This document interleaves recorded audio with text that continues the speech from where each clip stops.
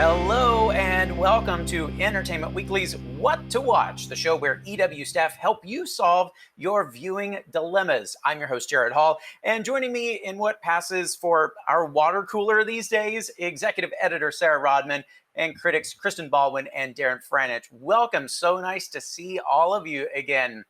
So, the major superhero franchises have really taken a hiatus this summer. Understandably, fans of the genre are getting a new batch of blockbusters on streaming services, though. This week, Netflix is adding another would-be tentpole to its catalog, and that Project Power. In the film, Jamie Foxx discovers a new way to gain special powers, but don't blame it on the alcohol. It's a pill that turns users superhuman for 5 minutes. Sarah's laughing at me, it's fine. The story follows him as he attempts to rescue his daughter from the forces behind the drug. It also stars Joseph Gordon-Levitt and features Machine Gun Kelly and Courtney B. Vance. Sarah, first of all, we all would take that pill, right? And secondly, is this film worth more than 5 minutes of our time?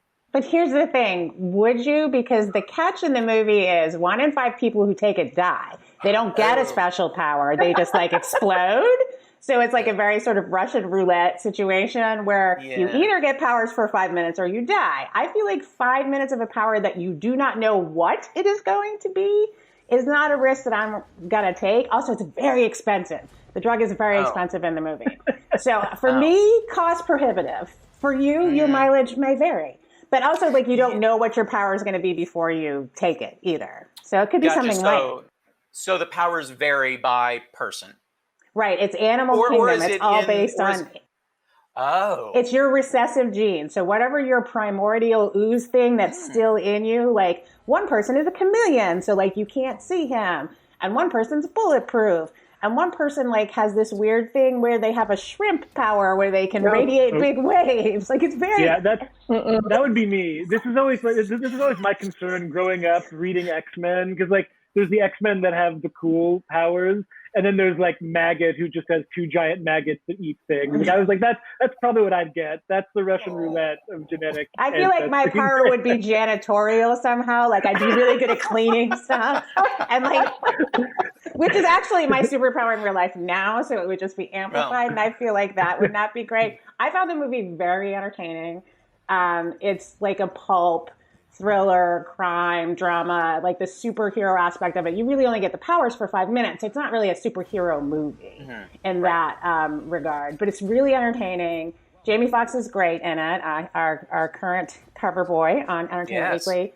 And even better is the girl who plays his partner in crime, Dominique Fishback, who just steals the movie. She's so good in it. Well, from Project Power to The Power of Sports, the new Apple TV Plus series Ted Lasso tackles the most beautiful game, soccer, or as it's known pretty much everywhere else except in the States, football. Sound confusing? Well, then you're in good company with the hilarious Jason Sudeikis, who plays an American football coach sent across the pond to manage an English soccer team. The show is funny, touching, and irreverent. Kristen, does the series premiere score a goal, and do you think it has enough in its arsenal? Ted Lasso was a character that Jason Sudeikis created in 2013 as part of an NBC Sports promo when they first started covering Premier League football. And he's this sort of, in those promos, he's this gum-snapping kind of American buffoon who doesn't know anything about soccer. But for this show, they take that little kernel of a premise and they really create full-dimensional characters. And Jason Sudeikis is this man who, for reasons you find out that are related to his family, he decides to take this job. And his new boss, Rebecca, who's this beautiful posh woman, she has ulterior motives for hiring him. And there's definitely sports in it, but it's not something, it's like Friday Night Lights in that you don't have to care about football to love the characters. Do you think this will fill any bit of a void that people are missing from sports right now? Well, I don't, as somebody who does not enjoy sports, I don't know. There are definitely, you get the sense of the fans, football fans in the UK are very dedicated, and that's part of they get real angry at Ted when, he doesn't, they call him wanker on the street, and they chant, "You don't know what you're doing," and stuff like that. So you do get the sense of the fans in the bars, really getting their emotional catharsis with every game. And you do see some scenes of actual football play, but I don't know. Why do people watch sports anyway? I don't get it. Well, when we get back, the Emmys may be virtual this year, but our coverage is anything but. Stay tuned.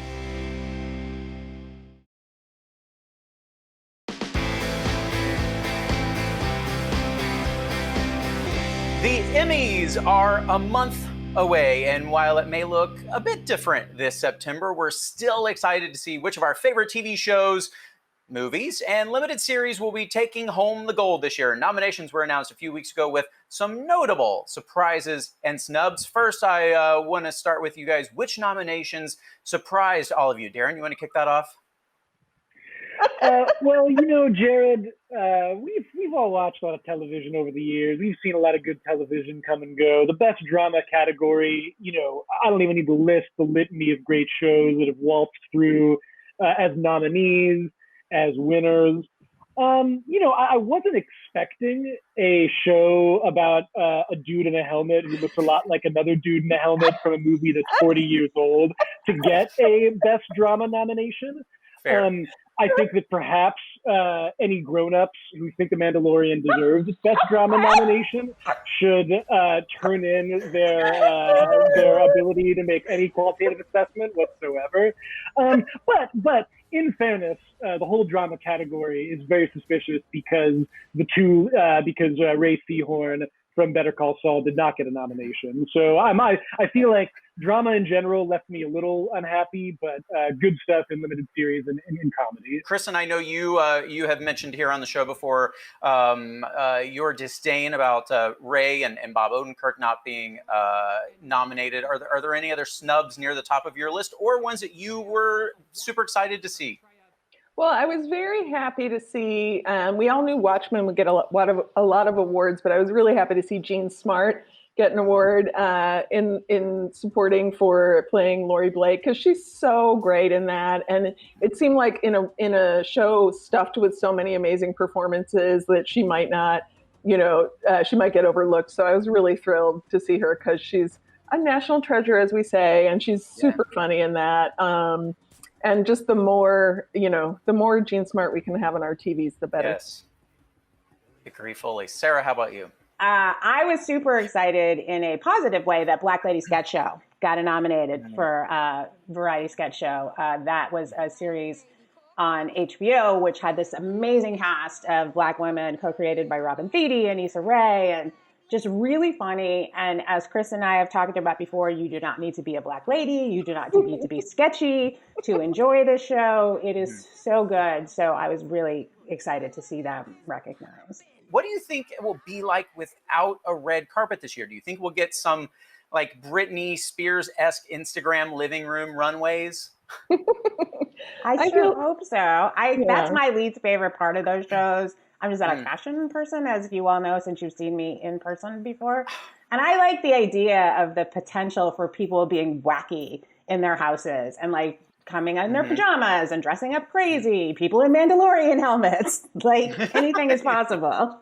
I am also intrigued to see, there may be some people like who are going to be in full makeup, and it'll be like, you had makeup people come, you broke social distancing, you did.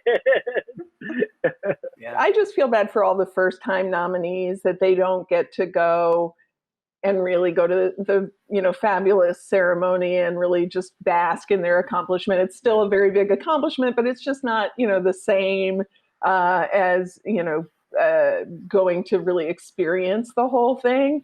But again, like that's a big old first world problem at this point. So they'll survive. But I think it'll be fun. I like seeing people, accepting from their homes or doing whatever. I just hope that it's a lesser role for I guess we don't have to worry about like the Ryan Seacrests of the world, because there won't be any red carpet coverage. We don't have to deal with any of that weird awkwardness where they're asking uncomfortable questions. Like my favorite all-time red carpet question from Ryan Seacrest was when he asked Maura Tierney said she did some meditation in the limo on the way over. And he said, "What were you thinking about?" And she was like, "It's meditation. You don't think about anything." That's the point.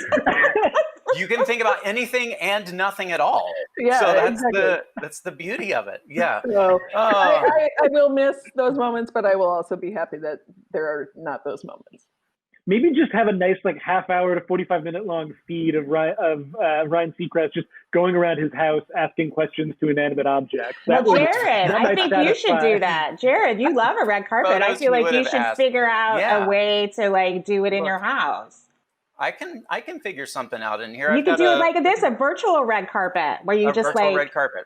Let's get that worked out. I like that idea a lot. And I guess maybe, if people wear in pajamas, it'll be, Hanes should really get in on some of these celebrities because it'll just be Hanes sweatpants and stuff. So that seems logical to me.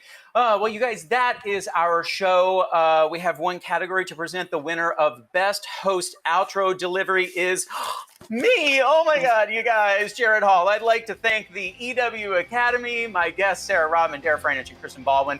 It's just an honor. I truly mean it to be in the company of such wonderful talent. We'll see you next week on What to Watch.